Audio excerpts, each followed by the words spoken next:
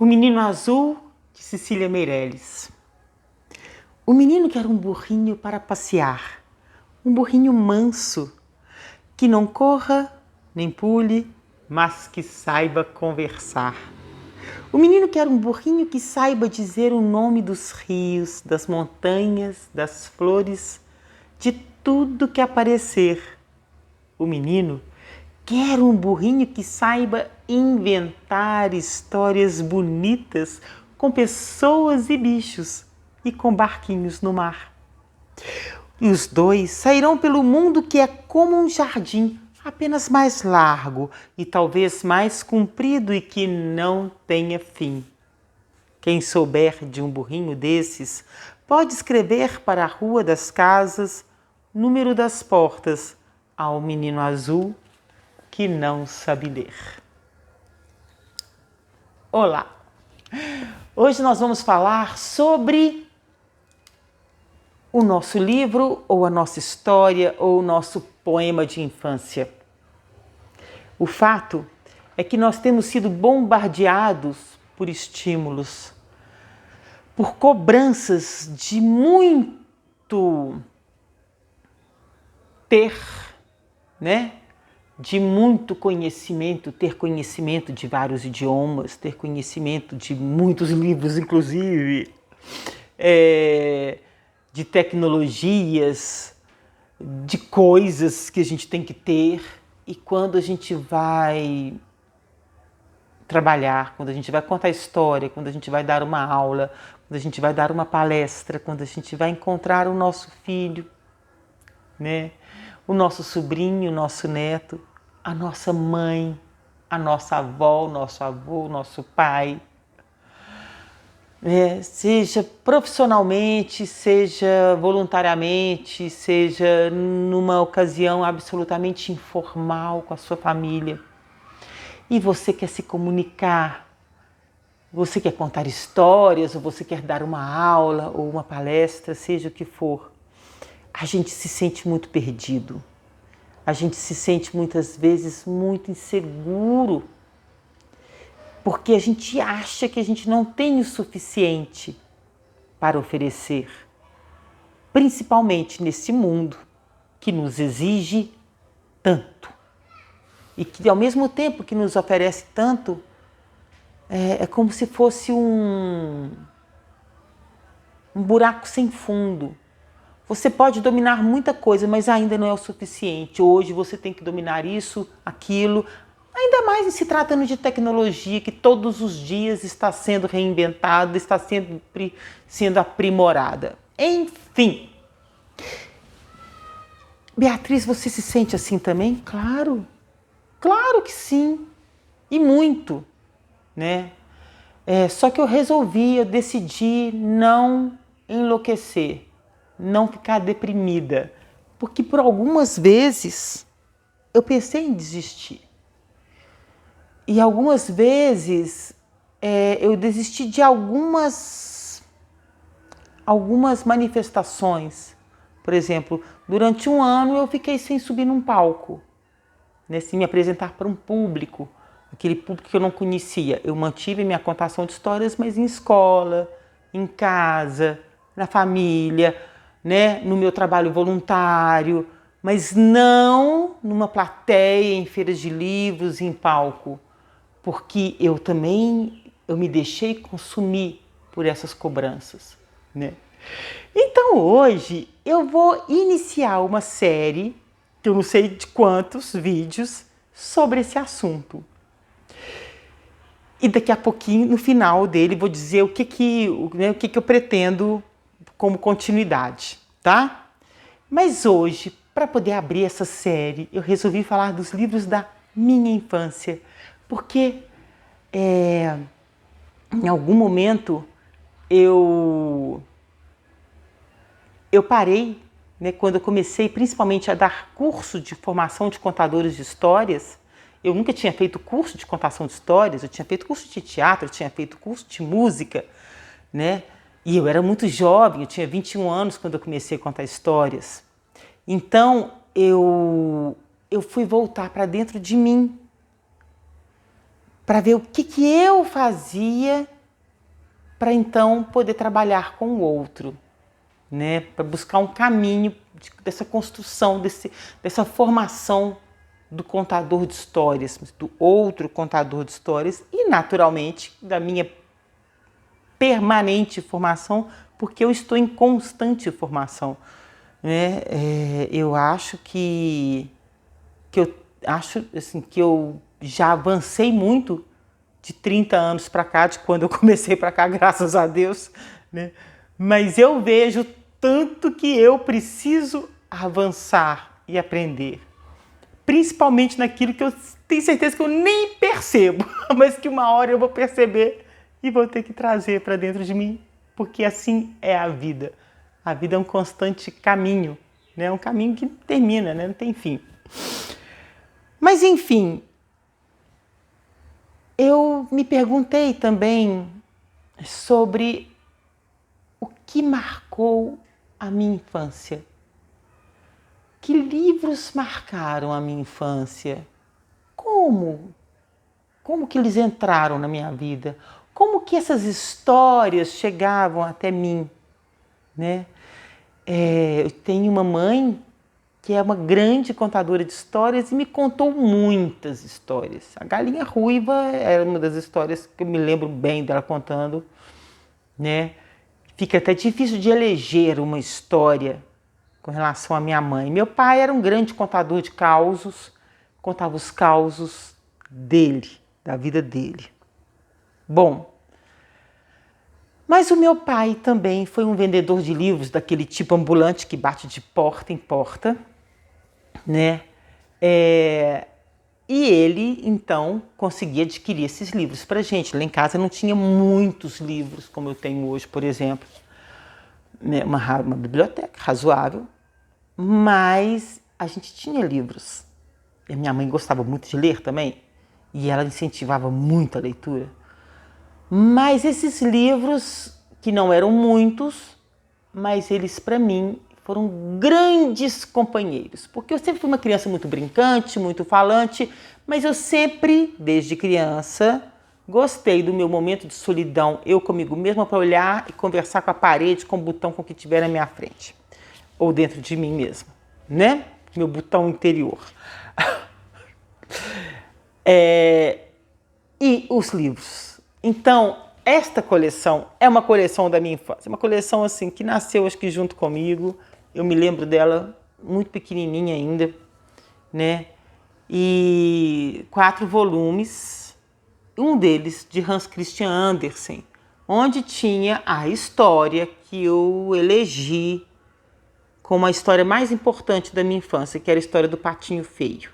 Eu era o próprio Patinho Feio, eu me sentia o Patinho Feio e eu vivia aquela transformação em cisne com muita alegria, né?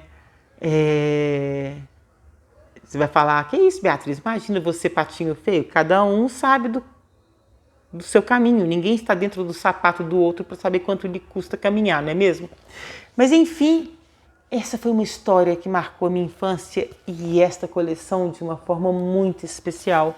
E claro que eu herdei esta coleção. Né? Então eu entrei para o ensino fundamental, né? Para o grupo, né? E lá, né, eu estudei numa escola em que eu estudei durante pouco tempo, mas essa escola adotou esta coleção de livros, né? E esse O Menino Azul, que é o poema da minha infância, está dentro deste livro, que é o livro do 3º ano. Olha só, eu estava na 3ª série, que seria hoje o 2º ano. Quando eu li O Menino Azul dentro deste livro, eu passei a eleger este poema como um poema companheiro. E eu me lembro que todos os dias eu pegava esse livro, às vezes eu fazia para casa, ia lá, pegava o livro e dava uma lidazinha no Menino Azul. Não sei por quê. Eu sei que eu cheguei, inclusive, a ficar incomodada comigo mesma. Assim, por que eu sempre lia o mesmo poema? Né? Não sei. Eu sei que eu amava esse burrinho. Eu era louca para encontrar com esse burrinho. Eu achava muito estranho um menino azul morar numa casa da Rua das Portas, né? E ele não saber ler. Isso me deixava até assim, ai, mas eu me sentia amiga. Eu sentia que ele era um menino que eu queria muito ter como um grande amigo, e o burrinho também. Esses livros eu não guardei, esses livros eu encontrei num sebo e os comprei. São repletos de histórias e de poema, né? Nessa mesma época, eu ganhei de presente um livro que foi um livro companheiro também. Foi um livro que eu li muitas vezes. Foi um livro que me emocionou demais. E era um livro meu que eu ganhei de presente, né? Não era um livro didático que todo mundo tinha. Ele era meu. Era a Árvore Generosa. Eu guardei esse livro a minha vida inteira, até que há um tempo atrás eu emprestei, fiquei sem. Uma amiga minha, Rosana Montalverne, contadora de histórias, sabendo dessa história, né, vendo a nova edição da Árvore Generosa, me deu de presente. Então eu tenho hoje a nova edição, né? E é um livro que me marcou. E nessa mesma época em que eu ganhei a Árvore Generosa, a professora da minha escola, que era uma grande amiga, que foi uma grande amiga, uma grande companheira, uma segunda mãe, porque nós, além dela ser minha professora, nós éramos vizinhas desde o dia que eu tinha nascido, né, a Losa. Ela indicou um livro, ela adotou um livro para que nós lêssemos na sala de aula, e esse foi um livro que me marcou a infância. O Menino do Dedo Verde, Tisto. Né? Nessa mesma época, ela também pediu para ler um outro livro, que era o Doutor Clorofila contra o Rei Poluidor. Esse eu também guardei por muitos anos, mas ele virou um caco, e esse eu não tenho mais para mostrar para vocês. Esse é um livro que eu guardei, né? Porque eu ganhei de um colega meu nessa escola também, Pedro Paulo. Se você vir este vídeo, saiba que eu tenho até hoje o livro que você me deu de presente de aniversário. Foi o único livro que eu ganhei de presente de aniversário na minha infância, né? Eu amo dar livros de presente, adoro ganhar livros de presente, e eu fico pensando assim, gente, que tesouro! Porque é um dos poucos presentes que eu me lembro, né? E talvez o único mesmo que eu tenha guardado a minha vida inteira. Assim, presente de infância, né? Que é um livro. Olha que coisa! Este livro eu guardei, Simbal Marujo. Tem outras histórias além do Simbal Marujo, né? Mas enfim, e eu me lembro muito bem de que eu amava o Balão Vermelho, o Avião Vermelho, do Érico Veríssimo. Foi um livro muito forte, muito importante na minha infância. E um livro que me marcou, que era do Mowgli, que era uma versão, né, livro do Disney, do filme da Disney, que foi a minha mãe que me deu de presente. A nossa vida era muito regrada, tudo era muito regrado. Era um sapato para sair, um sapato para a escola, um sapato para a festa, um sapato para casa, né? A roupinha de casa, o uniforme da escola, a roupinha da festa, a roupa de ir à missa, né? Quando a gente tirava férias, aí tinha uma roupinha nova que a mamãe fazia na máquina de costura dela com perfeição, para a gente levar na viagem. Então, os livros que eu ganhei são livros que eu nunca mais esqueci. Mas além desses livros e dos livros que eu tinha na minha casa, a minha mãe era professora numa escola pública, numa escola da prefeitura, e eu sempre ia com ela para a escola, onde tinha um piano, e eu batucava no piano, e tinha uma biblioteca. E era maravilhoso, porque eu sempre, né, dava 4 horas da tarde, eu entrava na biblioteca e ali eu ficava praticamente até a hora de ir embora, lendo. Depois deixava os livros em cima da mesinha e ia embora. E lá também tinha aqueles discos coloridos da coleção Disquinho. E tinha o disco da Moura Torta, que eu amava, eu morria de medo da Moura Torta. Eu sabia que quando começava aquela música, aqueles acordes, ela ia chegar. E eu tinha um disco da coleção Disquinho na minha casa, que era o da Branca de Neve e da Dona Baratinha, e que eu sabia de cor. E eu sei ainda as músicas até hoje de cor. tanto da Branca de Neve quanto da Dona Baratinha, né? Os diálogos eu já não sei mais. Mas enfim, na escola onde minha mãe trabalhava tinha vários discos e eu sempre pedia para eles colocarem os discos para os meninos ouvirem, porque eu escutava junto. Né? Então, essas histórias me marcaram muito a infância. Cada livro desses, cada história, ela tem uma memória com elas. Tem histórias que têm cheiro, né? Que elas chegavam com cheiro. Então, as histórias que eu escutava e que eu lia na escola da minha mãe tem o cheiro da cantina da escola, da comida que fazia lá. E era um cheiro muito forte, assim, que só tinha lá dentro, né? Algumas histórias tinham o som da minha escola, né? Tinham as cores do meu quarto, tinha a voz da minha mãe e do meu pai. E eu vou parar por aqui, né?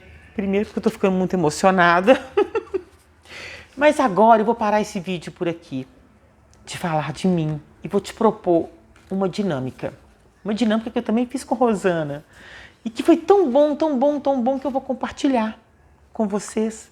Eu tenho compartilhado essa dinâmica com os meus alunos, na minha formação de contadores de histórias e de professores de música, e professores que dão música, professores que contam história, professores de ensino fundamental e de educação infantil. Eu vou te propor essa dinâmica e sugiro que você faça. É muito gostoso fazer, é muito bom, né? E se você puder compartilhar aqui nos comentários do vídeo, depois de fazer essa dinâmica, né, o que foi o resultado dela, colocar a sua dinâmica para a gente, vai ser muito bom para eu poder fazer os próximos vídeos. Se você não quiser aparecer, né,